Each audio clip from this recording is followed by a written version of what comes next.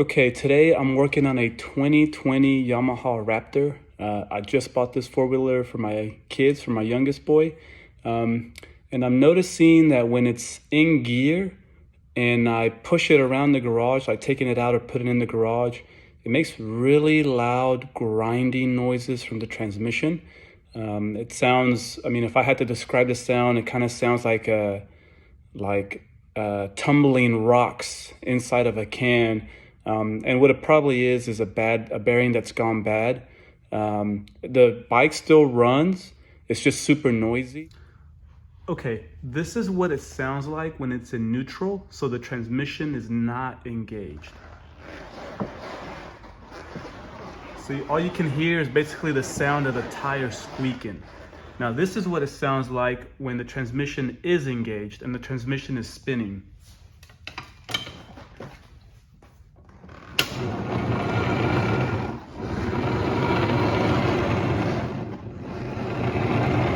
See, it should not be making that grinding noise. That sounds like a bad bearing inside the transmission. I've already taken this cover off. The clutch is here, it's a dry clutch. You really can't see anything. So most of the bearings and gears are going to be in here. So I'm gonna take this off. First thing I'm gonna do is gonna drain the oil. So this is the transmission filler neck. Take that off so that it can breathe, it won't cause a vacuum. And then we're gonna take that 17mm bolt off that's right there and drain that into a pan. So let's do that first. Okay, so far I've taken off the footwell. That's just a few 10mm bolts on the bottom and then the screws on the front and the back. And I've taken off the front sprocket cover. It's just got two little screws with the Phillips head. Those were pretty tight, so I used a little impact to get those off because I think they had Loctite on them. Got a bit stuck in there. That's okay. It'll come off when I put it back in. I took off the bolts that hold the sprocket as well as the sprocket retainer. Those are pretty easy, just two 10mm bolts. And then once I did that, I took the tension off the chain by pushing the tensioner down, and that gave me some slack on the chain, and I was able to take the sprocket off of the shaft, and then it's down here on the bottom. Okay, so I've got to this point. Even when I spin it here, I can hear noise. It should not make noise like that. I mean, these bearings, yeah, that's way too loud. There's just something going on in there. So the next step is I'm gonna remove the shifter. I'm gonna attempt to remove this shifter. We'll see how successful I am. So it's a 10mm bolt down here to take this arm off. And then it's like it's got some bolts right there and one right there holding this little gate on there. So I'm gonna take those off, and then I'll take a little bit more video. Okay, so I've got all the bolts loose for the transmission cover. I didn't have to take this hose off because it's just a little breather hose. It's gonna come off with the cover. So anyways, now it's time to take this cover off. So I'll probably want to smack it a little bit with a dead blow mallet, not a metal mallet, just something soft to kind of get this cover worked off. So let me try to do that, try to work this cover off and see what I can find inside. Well, yeah, none of those circlips had to come off. This is not good.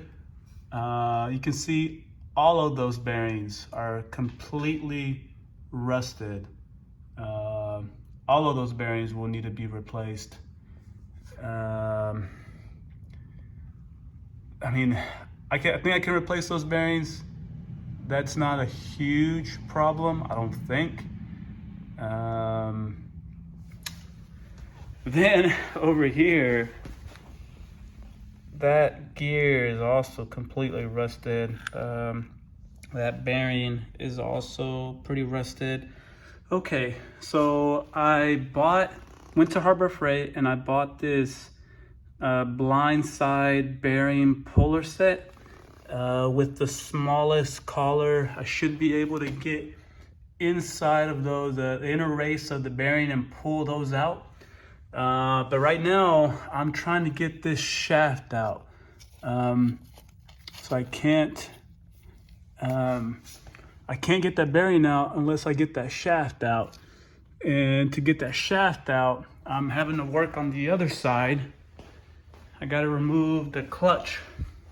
So I'm using this clutch holder tool, stick it in the hose, propping it up against the frame, and then I'm going to use a little impact with the right socket to see if I can spin that off, get this clutch assembly off of here, and then see if I can pull the shaft through. I need to get that shaft out so that I can get to the bearing and pull that bearing out. So let me go from here. Okay, probably a good time to stop and take a little video for the YouTube. So I took the oil seal off of that shaft where the clutch rides. So the clutch is just one nut.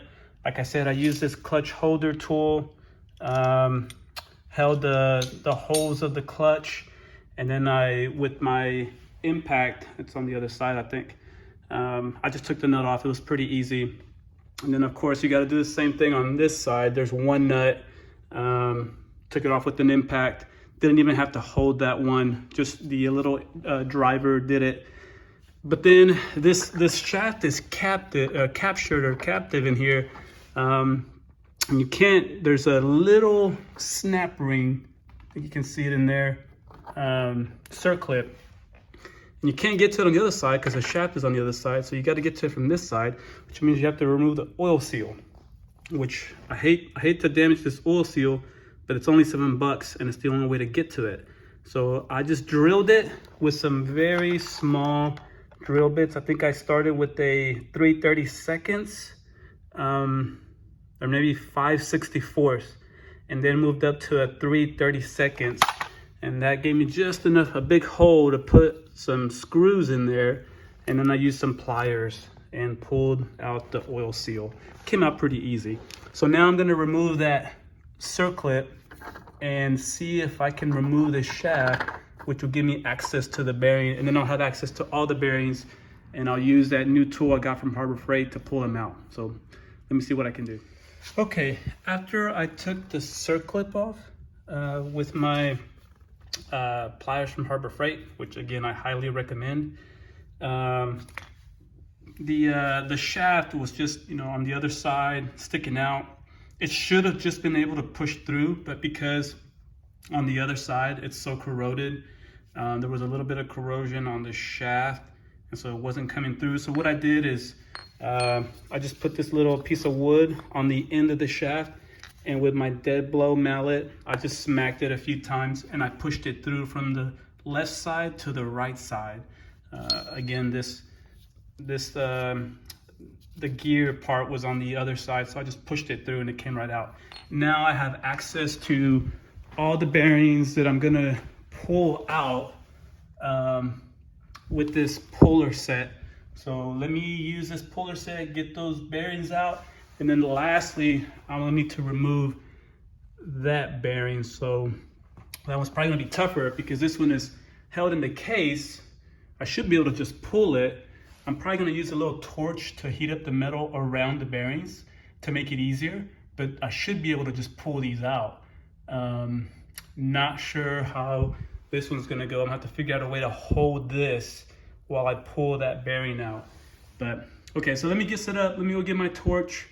I'm gonna heat up the area around the bearings, not the bearings themselves, but just around the bearings. Okay, got the second one out.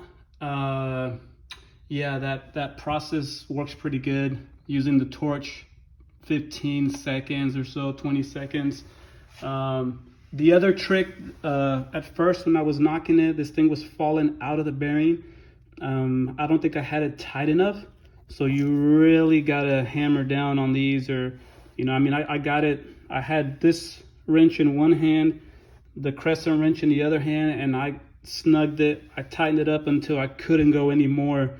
You know, I'm not a super strong dude, but you know, it was. I got as tight as I could by hand, yeah, this didn't fall out after that. And again, steady knocks with that, and it came right out. So I got 2 more to do. That one, so that one probably will need a bigger collet. That one I could actually drive it out from the other side, but I've already got this collet. I've already got this process kind of going, so I'm gonna use the next big size.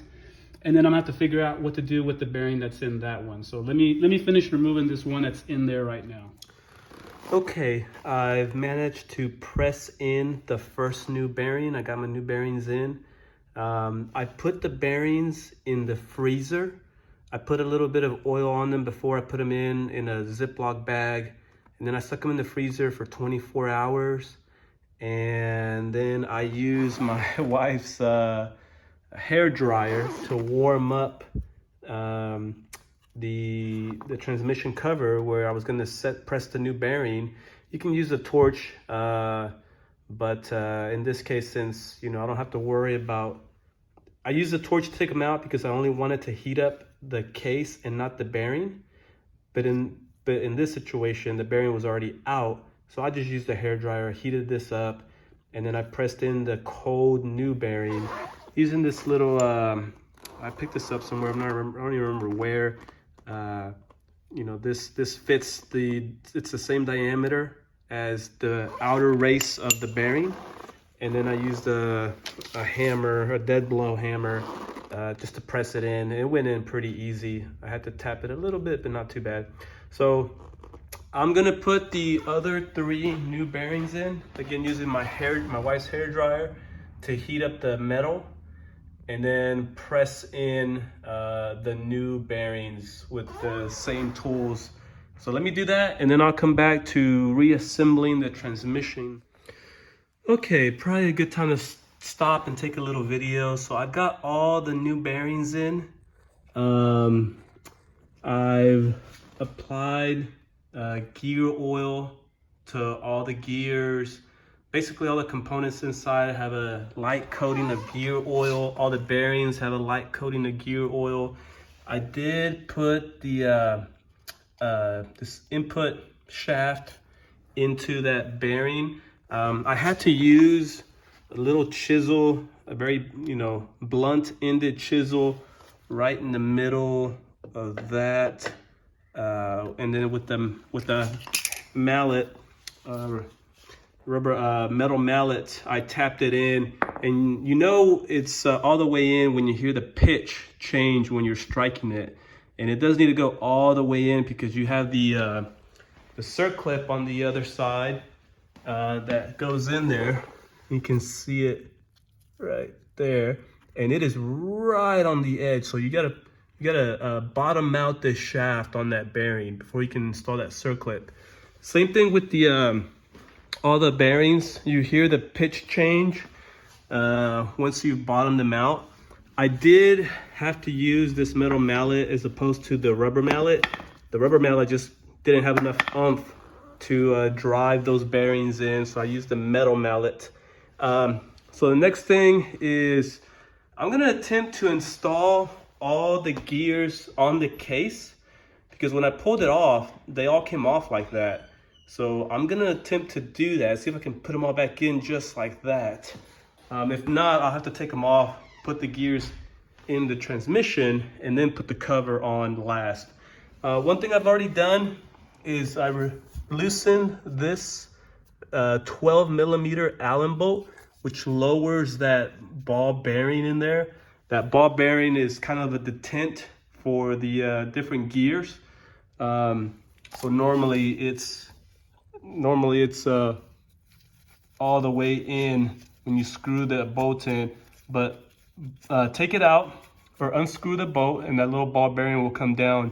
And so that should allow me to put all the gears in. Now that's a pretty hard one to get to. It's a 12 millimeter Allen. I actually didn't have an Allen wrench that big. I had to go buy one, and then I had to cut it down because it was just too too long. Even the short end was too long to fit in there, so I had to cut it down to be able to loosen it. And then once I loosened it, I was able to just take it off with some pliers. So all right, I'm gonna attempt to install the gears and we'll see what happens. Okay, it worked. Again, I had all the gears on the case. I just put it back in. I just maneuvered it in place and it just fit right in. Now the shifter mechanism on the inside, it's got 3 little notches. The middle notch is neutral. And so that's what it was when I took the gear selector off, wherever it is, it was in neutral. So I just positioned it in neutral again, which is basically that middle notch kind of facing where this ball bearing was. Now remember, I had this nut down so that the ball bearing was not sticking out past the top of the hole. And so once I mounted everything, I tightened this nut so that the ball bearing is now putting pressure against that little selector shaft. And so yeah, I can spin it. I can spin this. I can feel the gears turning. Now the shaft on the other side is not turning because it's in neutral.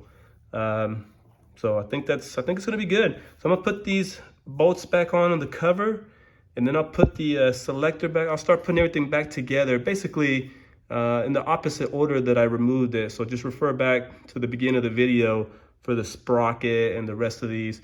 I'll take probably one more video when I'm done putting everything back, and then I'm gonna do a test run. All right.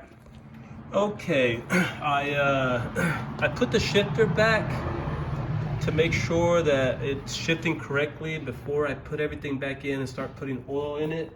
So what I did is I put it back. It's got a little dot right there.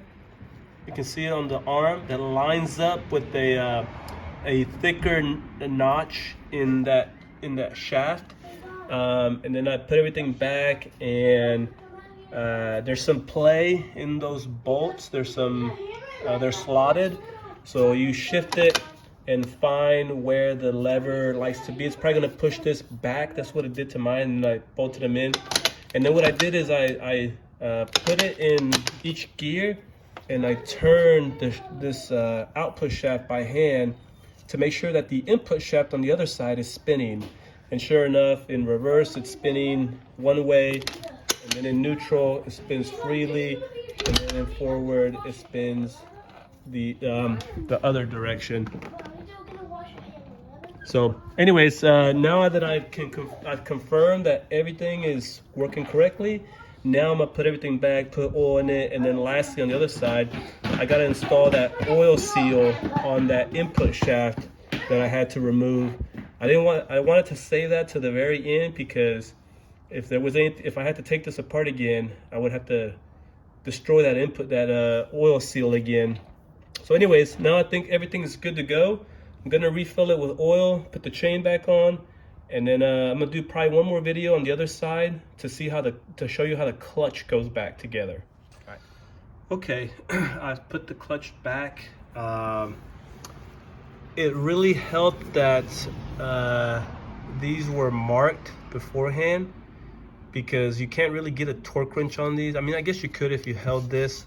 I used my the same pliers I used to remove them to hold that in place, while I use my little impact driver to drive this nut till the markings matched up.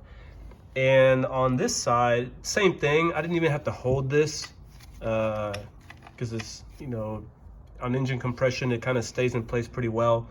But the markings were got rubbed off, so I would recommend, if I was doing this again, I'd mark them really well before I take it off.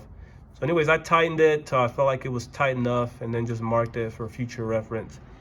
And so you can see that the belt goes in between these two, and then that belt goes in between these two, and this is just one piece. So now I'm gonna put the cover back on and go for a test run. Okay, she is back together and is way quieter than what it was before. I did have an issue when I put it all back. It sounded like a tambourine was rattling right there behind that case. And when I took it apart, I ran it for maybe 10 seconds, took it apart because I knew something wasn't right. And what I discovered is that I actually had not seated the little, it's like a washer, but it's got arms on it. I think it's part of the kick starting system. So right there, you can install a Kickstarter. And then this little washer was not properly seated. The teeth were not seated on the shaft, on the splines.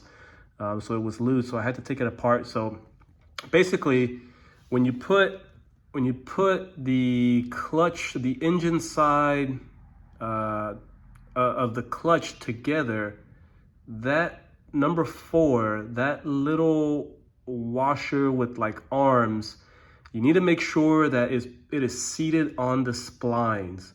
And it's hard because you got to have the belt on both sides. When you put the belt on, you're putting it on the engine side of the clutch and the transmission side of the clutch. And basically you're having to fight that the belt. It doesn't want to let that little nut seat all the way on the splines, and there's not much room. It just barely sits on the splines. And then once it's seated on the splines, then you can put that number 5 washer. It's like a Belleville washer. So the dish side goes towards the clutch, and then the nut, and then tighten it down. If you don't do that, it's going to be loose, it's going to be noisy, and you're probably going to strip those teeth on that shaft, the splines on the shaft.